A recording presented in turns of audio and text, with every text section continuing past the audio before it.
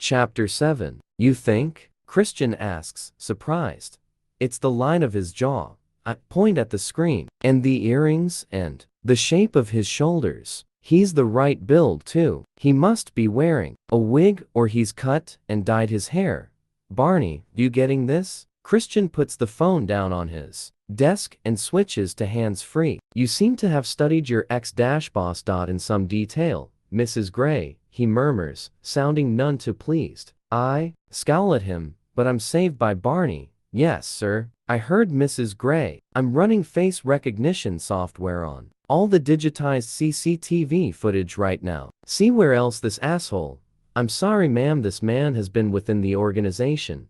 I glance anxiously at Christian, who ignores Barney's expletive. He's studying the CCTV picture closely. Why would he do this? I ask Christian. He shrugs. Revenge? Perhaps. I don't know. You can't fathom why some people behave the way they do. I'm just angry that you ever work so closely with him. Christian's mouth presses into a hard, thin line and he encircles my waist with his arm.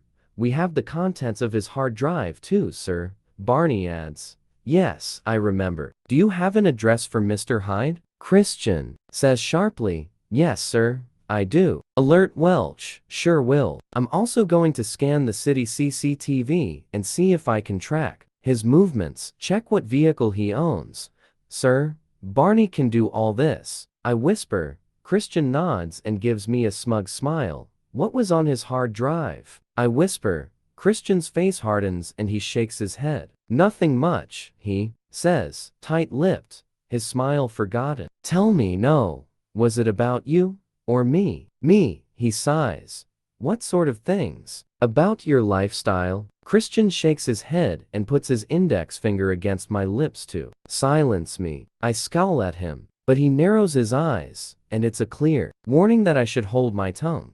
It's a 2006 Camaro. I'll send the license details to Welch too, Barney says excitedly from the phone. Good. Let me know where else that fucker has been in my building, and check this image against the one from his SIP personnel file.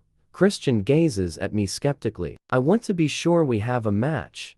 Already done, sir, and Mrs. Gray is correct. This is Jack Hyde.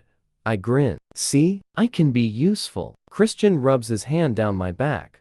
Well done, Mrs. Gray. He smiles, his earlier rancor forgotten. To Barney, he says, let me know when you've tracked all his movements at HQ. Also check out any other jet property he may have had access to, and let the security teams know so they can make another sweep of all those buildings. Sir, thanks, Barney. Christian hangs up. Well, Mrs. Gray, it seems that you are not only decorative, but useful, too. Christian's eyes light up with wicked amusement. I know he's teasing. Decorative? I scoff, teasing him back. Very, he says quietly, pressing a soft, sweet kiss on my lips. You're much more decorative than I am, Mr. Gray. He grins and kisses me more forcefully, winding my braid around his wrist and wrapping his arms around me. When we come up for air, my heart is racing. Hungry? He asks. No, am. What for? Well, food actually. I'll make you something. I giggle. I love that sound. Of me offering you food? You're giggling. He kisses my hair. Then I stand. So what would you like to eat, sir? I ask sweetly. He narrows his eyes. Are you being cute, Mrs. Gray? Always, Mr. Gray. Sir? He smiles a sphinx-like smile. I can still put you over my knee, he murmurs seductive I know, grin. Placing my hands on the arms of his office chair, I lean down and kiss him. That's one of the things I love about you. But stow your twitching palm, you're hungry. He smiles his shy smile, and my heart clenches. Oh, Mrs. Gray, what am I going to do with you? You're going to answer my question. What would you like to eat? Something light. Surprise me, he says, mirroring my words from the playroom earlier. I'll see what I can do. I sashay out of his study and into the kitchen. My heart sinks when I see Mrs. Jones is there. Hello, Mrs. Jones. Mrs. Gray, are you ready for something to eat? She is stirring something in a pot on the stove that smells delicious. I was going to make subs for Mr. Gray and me. She pauses for a heartbeat. Sure, she says. Mr. Gray likes French bread. There is some in the freezer cut to sub-length. I'd be happy to make it for you. Ma'am, I know, but I'd like to do this. I understand. I'll give you some room. What are you cooking? This is a bolognese sauce. It can be eaten any time. I'll freeze it. She smiles warmly and turns the heat right down. So what does Christian like in a sub? I frown, struck by what I've just said. Does Mrs. Jones understand the inference? Mrs. Gray, you could put just about anything in a sandwich, and as long as it's on French bread, he'll eat it.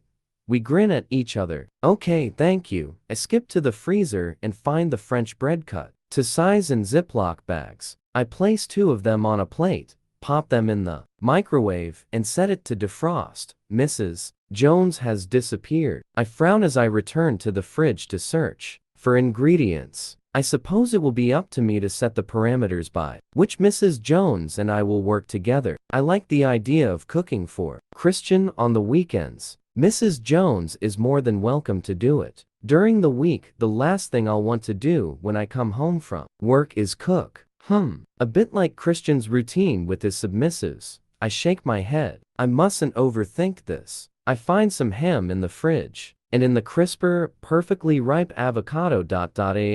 I'm adding a touch of salt and lemon to the mashed avocado. Christian emerges from his study with the plans for the new house in his hands. He puts them on the breakfast bar, saunters toward me, and wraps his arms around me, kissing my neck. Barefoot and in the kitchen, he murmurs, "Shouldn't that be barefoot and pregnant in the kitchen?" I smirk. He stills, his whole body tensing against me. "Not yet," he declares, apprehension clear in his voice. "No, not yet." He relaxes. "On that we can agree, Mrs. Gray. You do want kids though, don't you?" "Sure. Yes. Eventually. But I'm not ready to share you yet." He kisses my neck again. "Oh, share? What are you making? Looks good." He kisses me behind my ear, and I know it's to distract me. A delicious tingle travels down my spine. "Subs." I smirk, recovering my sense of humor. He smiles against my neck and nips my earlobe. "My favorite." I poke him with my elbow. "Mrs. Gray, you wound me." He clutches his side as if in pain. "Wimp," I mutter disapprovingly. "Wimp," he utters in disbelief. He slaps my behind, making me yelp.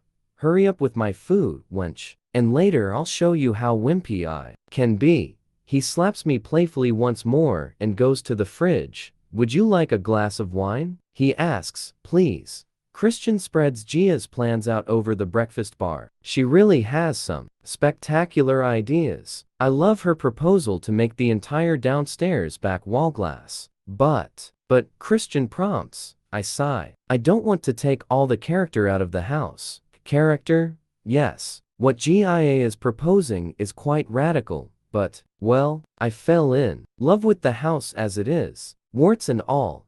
Christian's brow furrows as if this is anathema to him. "I kind of like it the way it is," I whisper. "Is this going to make him mad?" He regards me steadily. "I want this house to be the way you want. Whatever you want. It's yours. I want you to like it too. To be happy in it too. I'll be happy wherever you are. It's that simple, Anna." His gaze holds mine. He is utterly sincere. I blink at him as my heart expands. Holy cow, he really does love me. Well, I swallow, fighting the small knot of emotion that catches in my throat. I like the glass wall. Maybe we could ask her to incorporate it into the house a little more sympathetically. Christian grins. "Sure, whatever you want. What about the plans for upstairs and the basement?" "I'm cool with those." "Good. Okay." I steel myself to ask the $1,000,000 question. "Do you want to put in a playroom?" I feel the oh so familiar flush creep up my face as I ask. Christian's eyebrows shoot up. "Do you?" he replies, surprised and amused at once. I shrug. If you want." He regards me for a moment. "Let's leave our options open for the moment. After all, this will be a family home." I'm surprised by the stab of disappointment I feel. I guess he's right. Although when are we going to have a family? It could be years Besides, we can improvise. I like improvise, a whisper, he grins. There's something I want to discuss. Christian points to the master bedroom, and we start a detailed discussion on bathrooms and separate walk-in closets. When we finish, it's 9:30 in the evening. Are you going back to work? I ask as Christian rolls up the plans. Not if you don't want me to, he smiles. What would you like to do? We could watch TV. I don't want to read, and I don't want to go to bed yet. Okay, Christian agrees willingly, and I follow him into the TV room. We have sat here 3, maybe 4 times total, and Christian usually reads a book. He's not interested in television at all. I curl up beside him on the couch, tucking my legs beneath me and resting my head against his shoulder. He switches on the flat-screen television with the remote and flicks mindlessly through the channels. Any specific drivel you want to see? You don't like TV much, do you? I mutter sardonically. He shakes his head. Waste of time. But I'll watch something with you. I thought we could make out. He whips his face to mine. Make out? He gazes at me as if I've grown 2 heads. He stops the endless flicking, leaving the TV on an overlit Spanish soap opera. Yes. Why is he so horrified? We could go to bed and make out. We do that all the time. When was the last time you made out in front of the TV? I ask, shy and teasing at the same time. He shrugs and shakes his head. Pressing the remote again, he flicks through another few channels before settling on an old episode of The Files. Christian, I've never done that, he says quietly. Never? No? Nah, even with Mrs. Robinson? He snorts. Baby, I did a lot of things with Mrs. Robinson. Making out was not one of them. He smirks at me and then narrows his eyes with amused curiosity. Have you? I flush. Of course. Well, kind of. What? Who with? Oh no, I do not want to have this discussion. Tell me, he persists. I gaze down at my knotted fingers. He gently covers my hands with one of his. When I glance up at him, he's smiling at me. I want to know, so I can beat whoever it was to a pulp.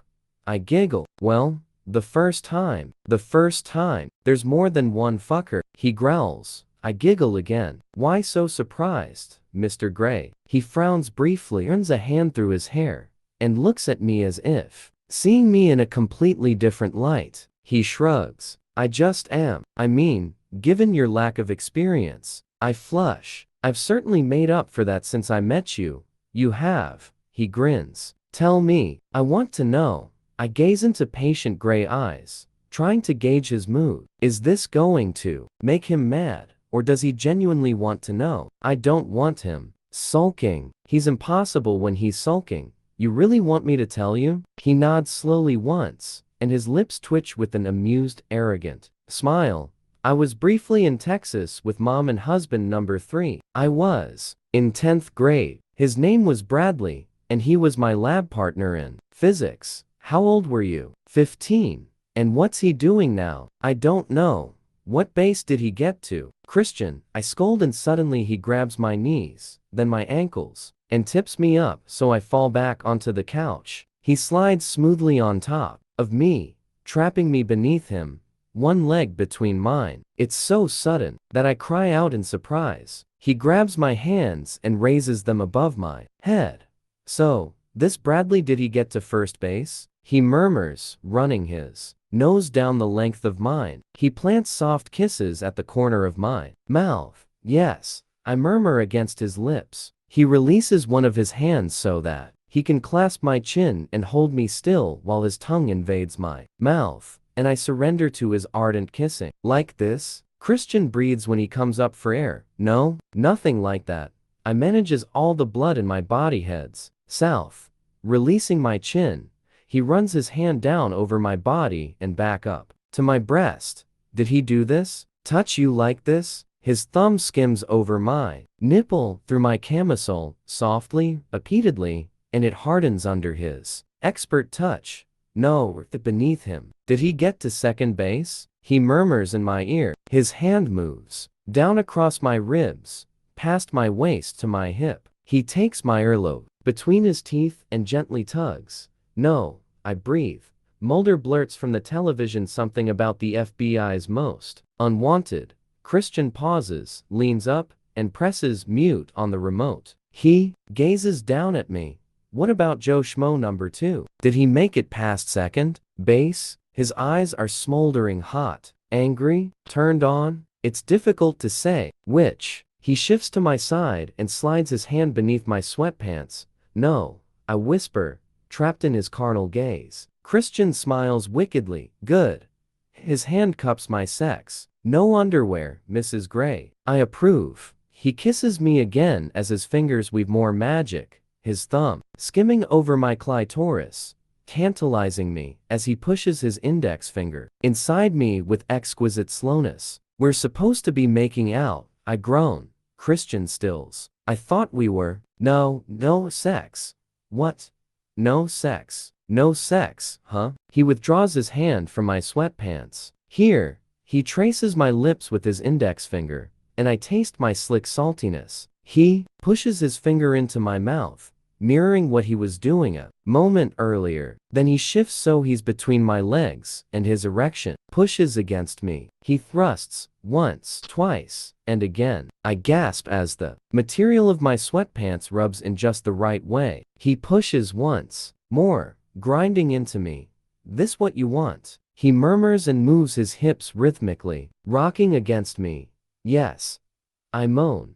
His hand moves back to concentrate on my nipple once more and his teeth scrape along my jaw. Do you know how hot you are, Anna? His voice is hoarse as he rocks harder against me. I open my mouth to articulate a response and fail miserably, groaning loudly. He captures my mouth once more, tugging at my bottom lip with his teeth before plunging his tongue into my mouth again. He releases my other wrist, and my hands travel greedily up his shoulders and into his hair as he kisses me. When I pull on his hair, he groans and raises his eyes to mine. "Aw, do you like me touching you?" I whisper. His brow furrows briefly as if he doesn't understand the question. He stops grinding against me. "Of course I do. I love you touching me, Anna.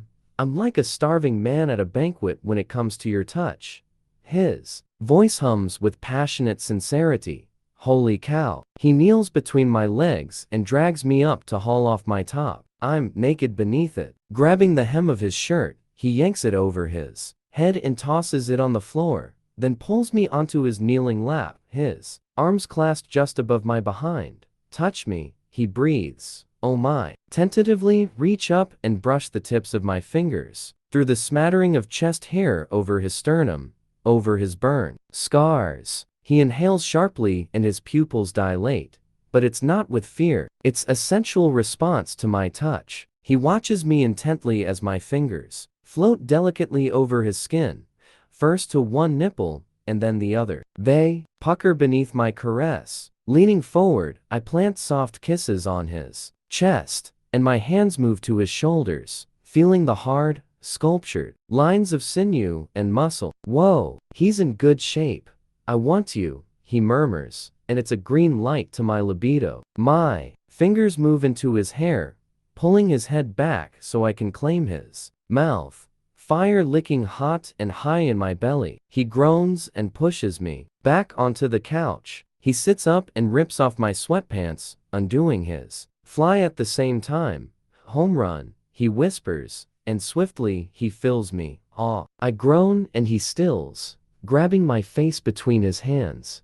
"I love you, Mrs. Gray," he murmurs, and very slowly, very gently he makes love to me until I come apart at the seams, calling his name and wrapping myself around him, never wanting to let him go. I lay sprawled on his chest. We're on the floor of the TV room. You know, we completely bypass third base. My fingers trace the line of his pectoral muscles. He laughs. Next time, he kisses the top of my head.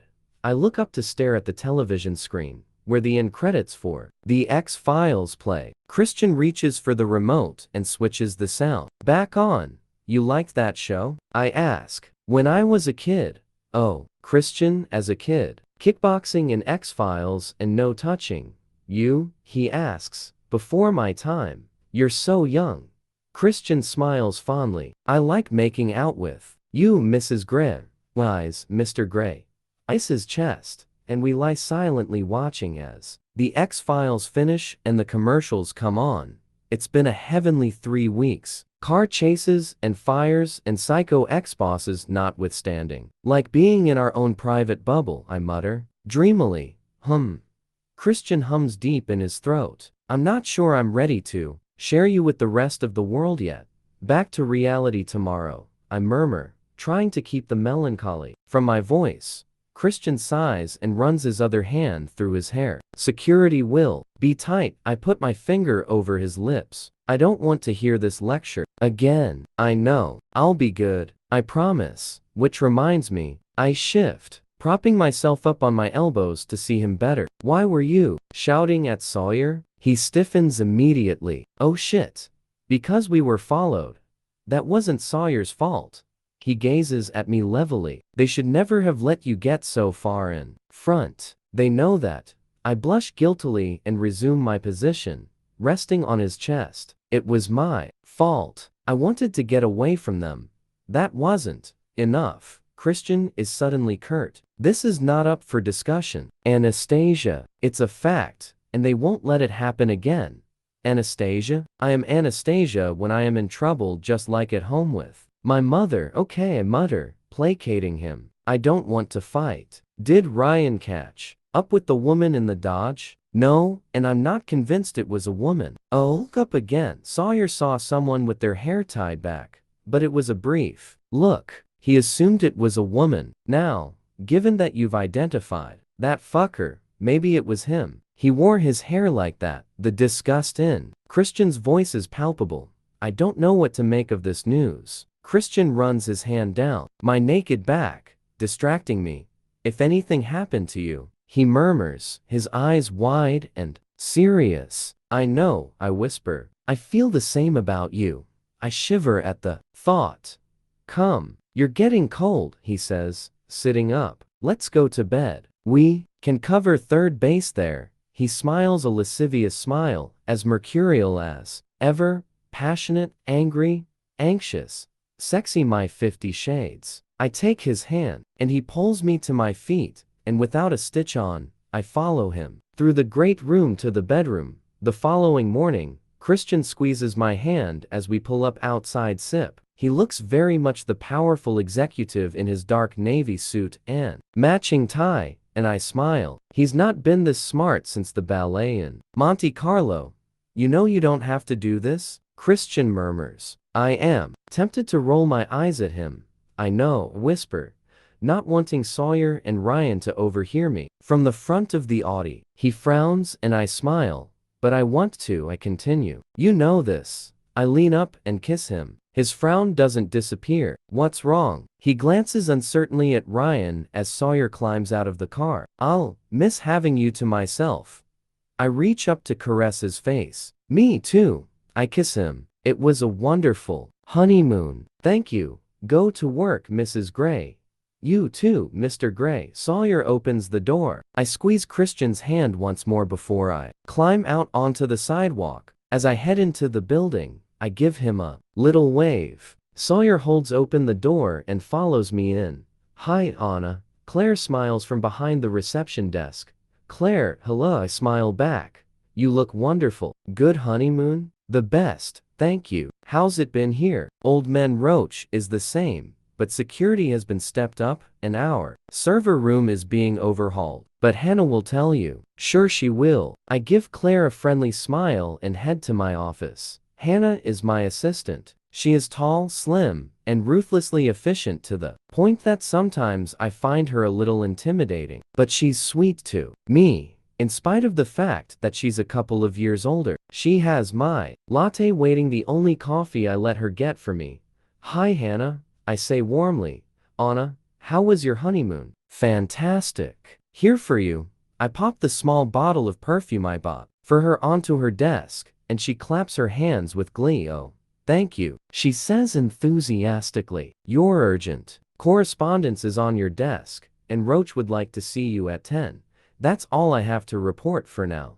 Good. Thank you. And thanks for the coffee. Wandering into my Office. I rest my briefcase on my desk and gaze at the piled-up letters. I have a lot to do. Just before 10, there's a timid tap on my door. Come in.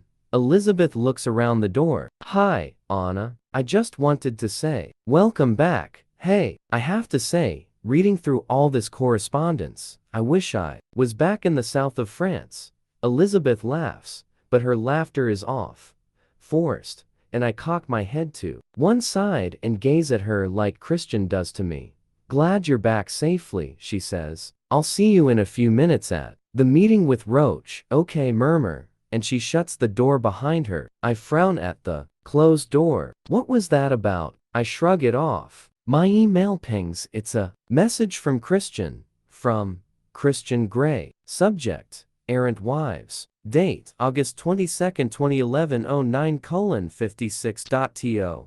Anastasia Steele. Wife. I sent the email below and it bounced. And it's because you haven't changed your name. Something you want to tell me? Christian Grey. CEO. Grey Enterprises Holdings, Inc. Attachment. From Christian Grey. FW. Subject: Bubble. Date: August 22nd, 2011 09:30.to.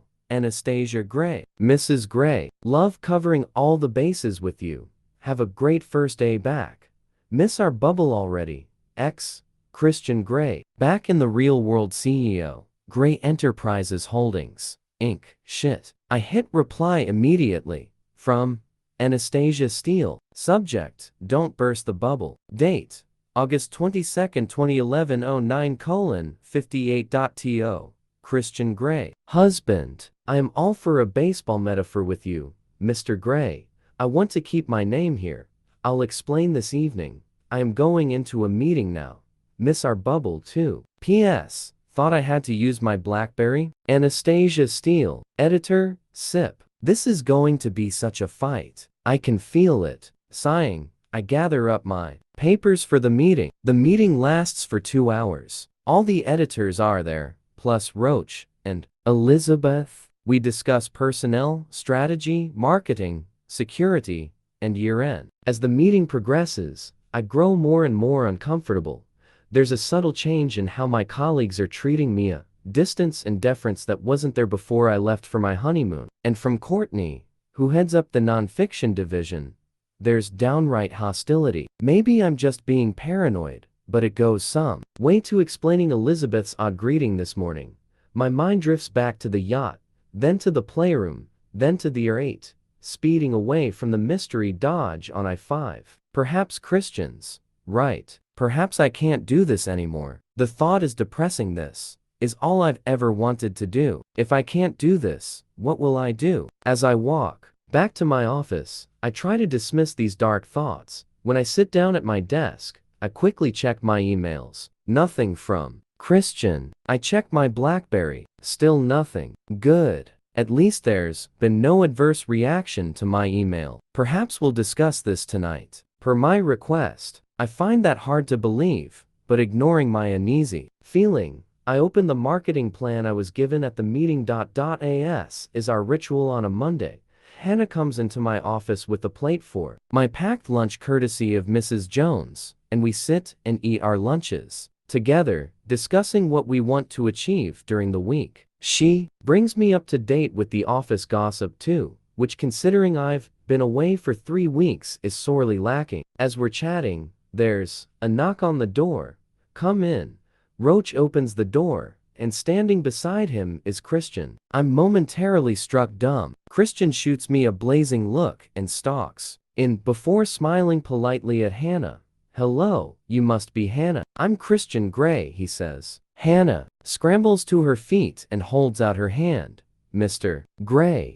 How nice to meet you, she stutters as they shake hands. Can I fetch you a coffee? Please, he says warmly. With a quick puzzled glance at me, she scuttles out of the office past Roach, who stands as dumbstruck as me on the threshold of my office. If you'll excuse me, Roach, I'd like a word with Miss Steele. Christian hisses the S sibilantly, sarcastically. This is why he's here. Oh shit, of course, Mr. Grey. Anna, Roach mutters, shutting the door to my office as he departs. I recover my power of speech. Mr. Gray, how nice to see you.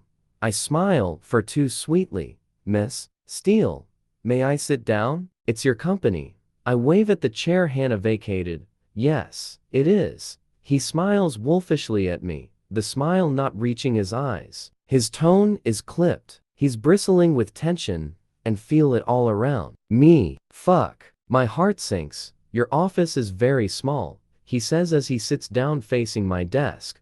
It suits me. He regards me neutrally, but I know he's mad. I take a deep breath. This is not going to be fun. So what can I do for you, Christian? I'm just looking over my assets. Your assets? All of them? All of them. Some of them need rebranding. Rebranding? In what way? I think you know. His voice is menacingly quiet. Please don't tell me you have interrupted your day after 3 weeks away to come over here and fight with me about my name. I am not a freaking asset. He shifts and crosses his legs. Not exactly fight. No, Christian, I'm working. Looked like you were gossiping with your assistant to me. Cheeks heat. We were going through our schedules, I snap. And you haven't answered my question. There's a knock on the door. Come in, I shout too loudly. Hannah opens the door and brings in a small tray. Milk jug, sugar, bowl, coffee and a French press. She's gone all out. She places the tray on my desk. Thank you, Hannah, I mutter, embarrassed that I have just shouted so loudly. Do you need anything else, Mr. Gray? She asks, all breathless. I want to roll my eyes at her. No, thank you. That's all. He smiles his dazzling, panty-dropping smile at her. She flushes and exits simpering. Christian turns his attention back to me. Now, Miss Steele, where were we? You were rudely interrupting my workday to fight with me about my name. Christian blinks once surprised, I think, by the vehemence in my voice. Deftly, he picks at an invisible piece of lint on his knee with long, skilled fingers. It's distracting. He's doing it on purpose. I narrow my eyes at him. I like to make the odd impromptu visit. It keeps management on their toes, wives in their place. You know, he shrugs, his mouth set in an arrogant line. Wives in their place. I had no idea you could spare the time. Snap, his eyes frost. Why don't you want to change your name here? He asks, his voice deathly quiet. Christian, do we have to discuss this now? I'm here. I don't see why not. I have a ton of work to do, having been away for the last 3 weeks. His eyes are cool and assessing, distant even. I marvel that he can appear so cold after last night, after the last 3 weeks. Shit, he must be mad, really mad. When will he learn not to overreact? Are you ashamed of me? He asks, his voice deceptively soft. No, Christian, of course not. I scowl. This is about me, not you. Geez, he's exasperating sometimes. Silly, overbearing megalomaniac. How is this not about me? He cocks his head to one side, genuinely perplexed, some of his detachment slipping as he stares at me with wide eyes, and I realize that he's hurt. Holy fuck, I've hurt his feelings. Oh, no, he's the last person I want to hurt. I have to make him see my logic. Christian, when I took this job, I'd only just met you, say patiently, struggling to find the right words. I didn't know you were going to buy the company. What can I say about that event in our brief history? His deranged reasons for doing so is control freakery, his stalker tendencies gone mad, given completely free rein because he is so wealthy. I know he wants to keep me safe, but it's his ownership of SIP that is the fundamental problem here. Christian, when I took this job, I'd only just met you, say patiently, struggling to find the right words. I didn't know you were going to buy the company. What can I say about that event in our brief history? His deranged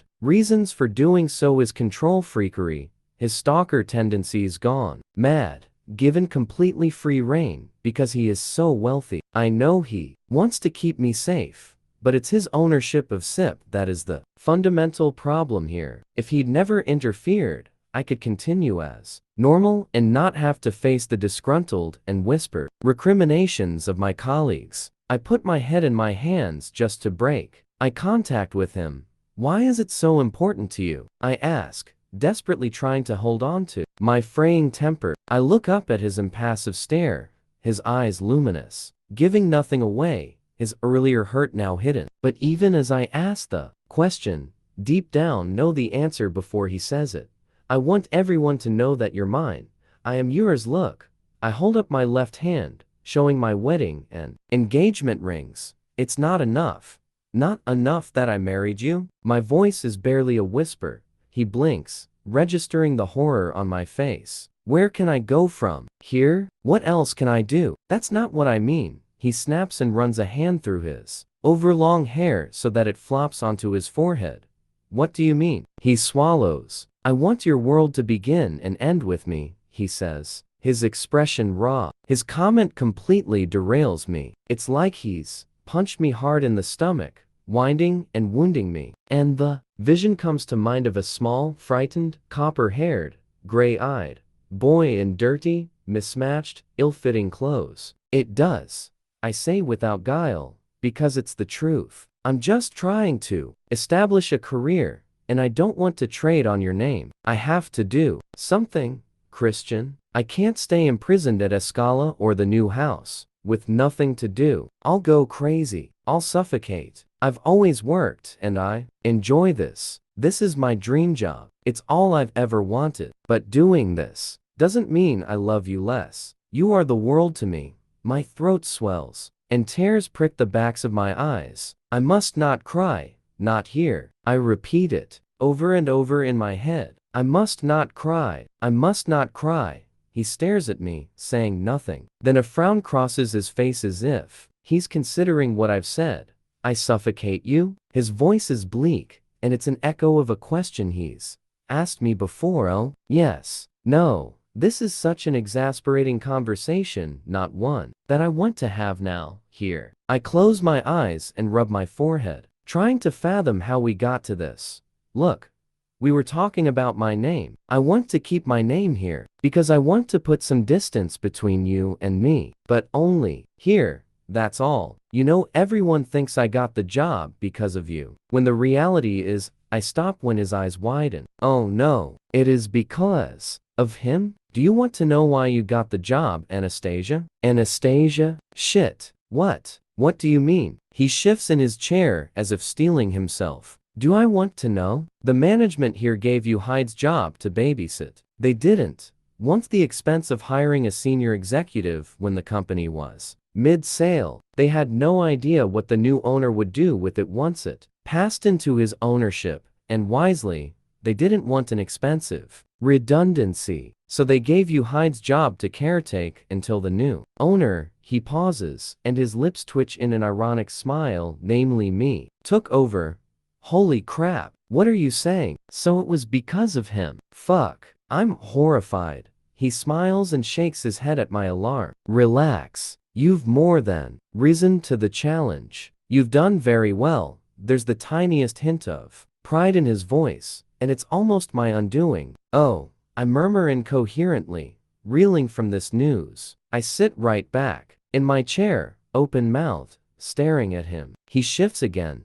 I don't want to suffocate you, Anna. I don't want to put you in a gilded cage. Well, he pauses, his face darkening. Well, the rational part of me doesn't. He strokes his chin thoughtfully as his mind concocts some plan. Oh, where is he going with this? Christian looks up suddenly, as if he's had a eureka moment. So one of the reasons I'm here, apart from dealing with my errant wife, he says, narrowing his eyes, is to discuss what I am going to do with this company. Errant wife. I am not errant, and I'm not an asset. I scowl at Christian again, and the threat of tear subsides. So what are your plans? I incline my head to one side, mirroring him, and I can't help my sarcastic tone. His lips twitch with the hint of a smile. Whoa, change of mood again. How can I ever keep up with Mr. Mercurial? I'm changing the name of the company to Gray Publishing. Holy shit.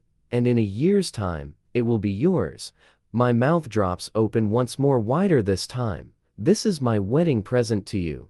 I shut my mouth and open it, trying to articulate something, but there's nothing there. My mind is blank. So, Do I need to change the name to Steele Publishing? He's serious. Holy fuck.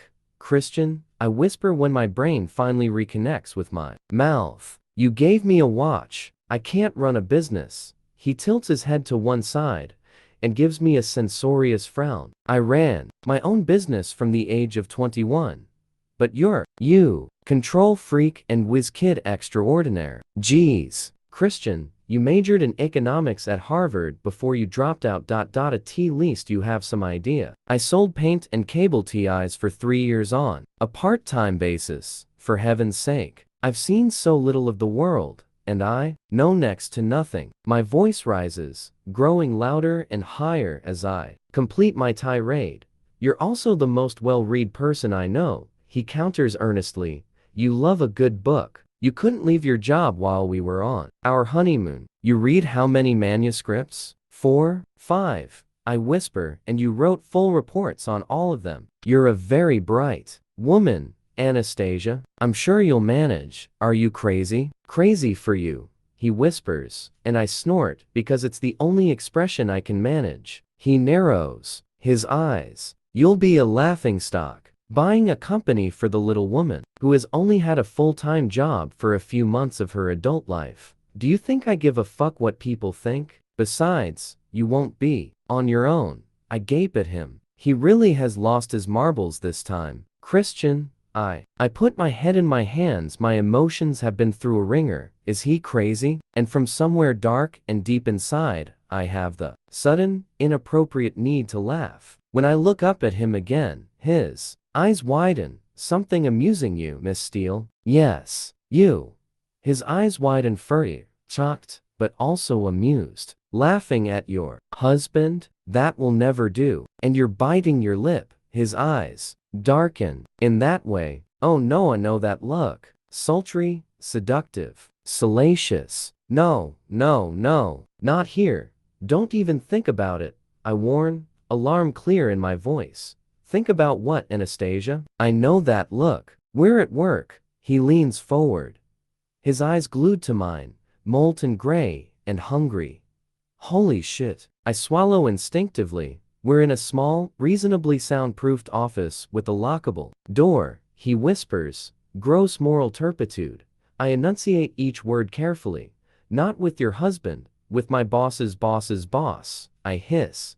You're my wife. Christian, no, I mean it. You can fuck me 7 shades of Sunday this evening, but not now. Not here. He blinks and narrows his eyes once more. Then, unexpectedly, he laughs. 7 shades of Sunday? He arches an eyebrow, intrigued. I may hold you to that, Miss Steele. Oh, stop with the Miss Steele. I snap and thump the desk, startling us both. For heaven's sake, Christian, if it means so much to you, I'll change my name. His mouth pops open as he inhales sharply, and then he grins, a radiant, all teeth showing, joyous grin. Wow, good. He claps his hands, and all of a sudden he stands. What now? Mission accomplished. Now, I have work to do. If you'll excuse me, Mrs. Gray. Gah, this man is so maddening. But what, Mrs. Gray? I sag. Just go. I intend to. I'll see you this evening. I'm looking forward to 7 shades of Sunday. I scowl. Oh, and I have a stack of business-related social engagements coming up, and I'd like you to accompany me. Gape at him. Will you just go? I'll have Andrea call Hannah to put the dates in your calendar. There are some people you need to meet. You should get Hannah to handle your schedule from now on. Okay, I mumble, completely bemused, bewildered, and shell-shocked. He leans over my desk. What now? I am caught in his hypnotic gaze. Love doing business with you, Mrs. Gray. He leans in closer as I sit, paralyzed, and he plants a soft, tender kiss on my lips. Laters, baby, he murmurs. He stands abruptly, winks at me, and leaves. I lay my head on my desk, feeling like I've been run over by a freight train, the freight train that is my beloved husband. He has to be the most frustrating, annoying, contrary man on the planet. I sit up and frantically rub my eyes. What have I just agreed to? Okay, Anna Gray. Running sip, I mean, Gray Publishing. The man is insane. There's a knock on the door, and Hannah pokes her head around. You okay? She asks. I just stare at her. She frowns. I know you don't like me doing this, but can I make you some tea? I nod. Twining's English breakfast. Weak and black. I nod. Coming right up, Anna. Stare blankly at my computer screen, still in shock. How can I make him understand? Email. From Anastasia Steele. Subject. Not an asset. Date. August 22nd, 2011 14:23.to. Christian Gray. Mr. Gray, next time you come and see me, make an appointment, so I can at least have some prior warning of your adolescent overbearing megalomania. Yours, Anastasia Gray. Please note name, editor, SIP. From Christian Gray. Subject, 7 Shades of Sunday. Date, August 22nd, 2011 14:34.to. Anastasia Steele. My dear Mrs. Gray, emphasis on my. What can I say in my defense? I was in the neighborhood, and no, you are not an asset, you are my beloved wife. As ever, you make my day. Christian Gray, CEO and overbearing megalomaniac. Gray Enterprises Holdings, Inc. He's trying to be funny, but I am in no mood to laugh. I take a deep breath and go back to my correspondence. Christian is quiet when I climb into the car that evening. Hi, I murmur. Hi, he responds, warily as he should. Disrupt anyone else's work today? I asked sweetly. A ghost of a smile crosses his face. Only Flynn's. Oh, next time you go to see him, I'll give you a list of topics I want covered. I hiss. You seem out of sorts, Mrs. Gray.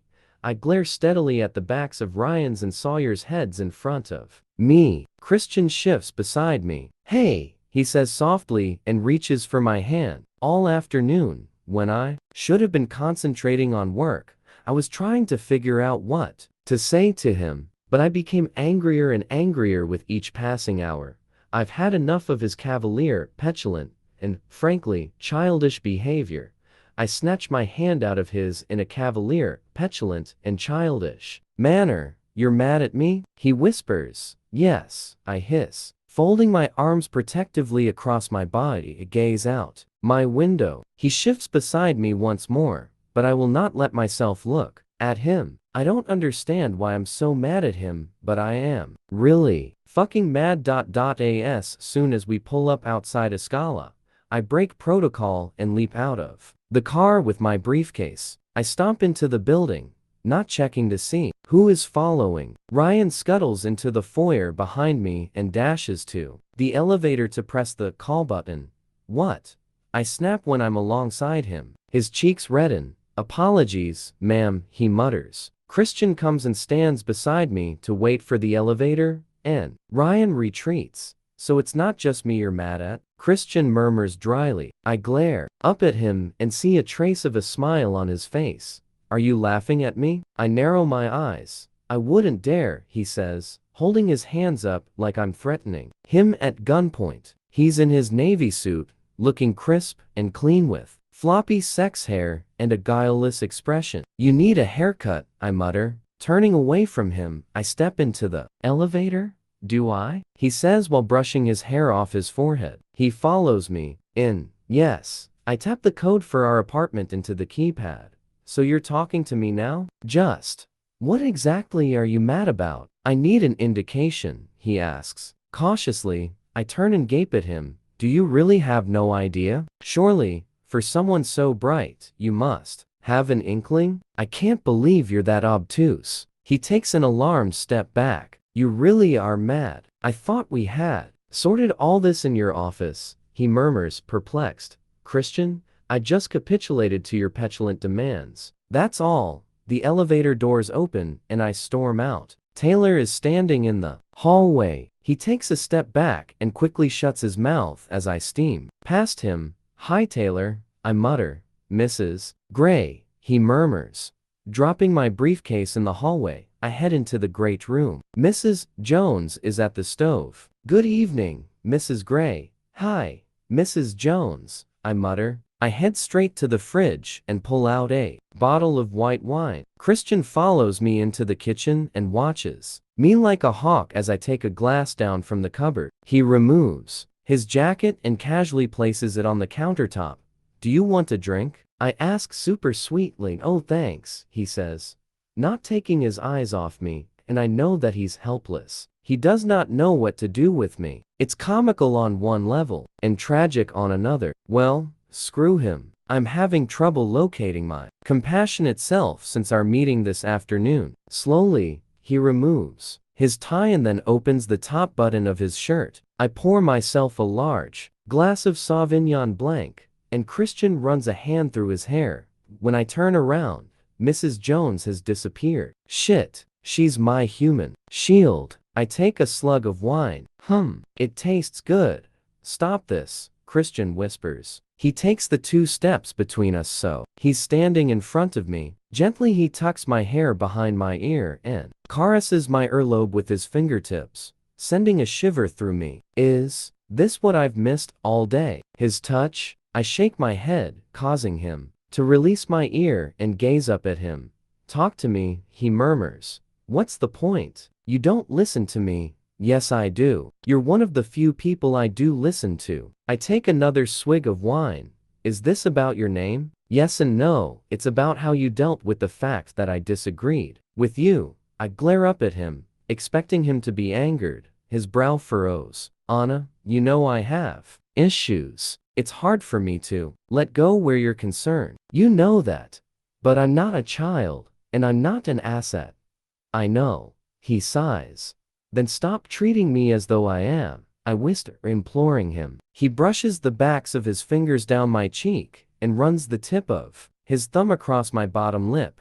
Don't be mad. You're so precious to me, like a priceless asset, like a child, he whispers, a somber reverent expression on his face. His words distract me. Like a child, precious like a child would be precious to him. I'm neither of those things, Christian. I'm your wife. If you were hurt that I wasn't going to take your name, you should have said. Hurt? He frowns deeply, and I know that he's exploring the possibility in his mind. He straightens suddenly, still frowning, and glances quickly at his wristwatch. The architect will be here in just under an hour. We should eat. Oh no, groan inwardly. He hasn't answered me. And now I have to deal with Gia Mateo. My shitty day just got shittier. I scowl at Christian.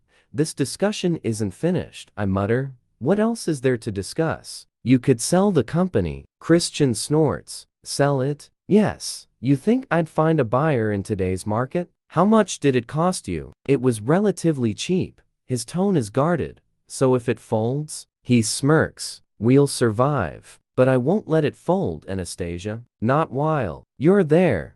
And if I leave? And do what? I don't know. Something else. You've already said this is your dream job. And forgive me if I'm wrong, but I promise before God, Reverend Walsh, and a congregation of our nearest and dearest to cherish you, hold your hopes and dreams, and keep you safe at my side.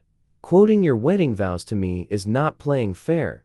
I've never promised to play fair where you're concerned. Besides, he adds, you've wielded your vows at me like a weapon before. I scowl. This is true. Anastasia, if you're still angry with me, take it out on me in bed. Later, his voice is suddenly low and full of sensual longing. His eyes heated. What? Bed? How? He smiles indulgently down at my expression. Is he expecting me to tie him up? Holy crap. 7 shades of Sunday, he whispers. Looking forward to it. Whoa. Gail, he shouts abruptly, and 4 seconds later, Mrs. Jones appears. Where was she? Taylor's office? Listening? Oh no, Mr. Gray. We'd like to eat now please. Very good, sir. Christian doesn't take his eyes off me. He watches me vigilantly as if I'm some exotic creature about to bolt. I take a sip of my wine. I think I'll join you in a glass, he says, sighing, and runs a hand through his hair again. You're not going to finish? No. Gaze down at my barely touched plate of fettuccine to avoid Christian's darkening expression. Before he can say anything, stand and clear our plates from the dining table. Gia will be with us shortly, I mutter. Christian's mouth twists in an unhappy scowl. but he says nothing. I'll take those, Mrs. Gray, says Mrs. Jones as I walk into the kitchen. Thank you. You didn't like it? She asks concerned. It was fine. I'm just not hungry. Giving me a small sympathetic smile, she turns to clear my plate and put everything in the dishwasher. I'm going to make a couple of calls, Christian announces, giving me an assessing look before he disappears into his study. I let out a sigh of relief and head to our bedroom. Dinner was awkward. I'm still mad at Christian, and he doesn't seem to think he's done anything wrong. Has he? My subconscious cocks an eyebrow at me and gazes benignly over her half-moon glasses. Yes, he has. He's made it even more awkward for me at work. He didn't wait to discuss this issue with me when we were in the relative privacy of our own home. How would he feel if I came barging into his office, laying down the law? And, to cap it all, he wants to give me SIP. How the hell could I run a company? I know next to nothing about business. I gaze out at the Seattle skyline bathed in the pearly pink light of dusk, and as usual, he wants to solve our differences in the bedroom, foyer, playroom, TV room, kitchen, countertop. Stop. It always comes back to sex with him. Sex is his coping mechanism. I wander into the bathroom and scowl at my reflection in the mirror. Coming back to the real world is hard. We managed to skate over all our differences while we were in our bubble because we were so wrapped up in each other. But now, briefly am dragged back to my wedding, remembering my concerns that day, marry in haste. No, I mustn't think like this. I knew he was 50 shades when I married him. I just have to hang in there and try to talk this through with him. I squint at myself in the mirror. I look pale, and now I have that woman to deal with. I'm wearing my gray pencil skirt and a sleeveless blouse. Right. My inner goddess gets out her harlot red nail polish. I undo 2 buttons, exposing a little cleavage. I wash my face, then carefully redo my makeup, applying more mascara than usual and putting extra gloss on my lips. Bending down, I brush my hair vigorously from root to tip. When I stand, my hair is a chestnut haze around me that tumbles to my breasts. I tuck it artfully behind my ears and go in search of my pumps, rather than my flats. When I re-emerge into the great room, Christian has the house plans spread out on the dining table. He has music playing through the sound system. It stops me in my tracks. Mrs. Gray, he says warmly, then looks quizzically at me. What's this? I ask. The music is stunning. Fauré's Requiem. You look different, he says, distracted. Oh, I've not heard it before. It's very calming, relaxing, he says and raises an eyebrow. Have you done something to your hair? Brushed it, I mutter. I'm transported by the haunting voices. Abandoning the plans on the table, he walks toward me, a slow saunter, in time to the music. Dance with me? He murmurs. To this? It's a requiem. I squeak, shocked. Yes. He pulls me into his arms and holds me, burying his nose in my hair and swaying gently from side to side. He smells his heavenly self. Oh, I've missed him. I wrap my arms around him and fight the urge to cry. Why are you so infuriating? I hate fighting with you, he whispers. Well, stop being such an arse. He chuckles and the captivating sound reverberates through his chest. He tightens his hold on me. Arse? Ass. I prefer arse. You should. It suits you. He laughs once more and kisses the top of my head.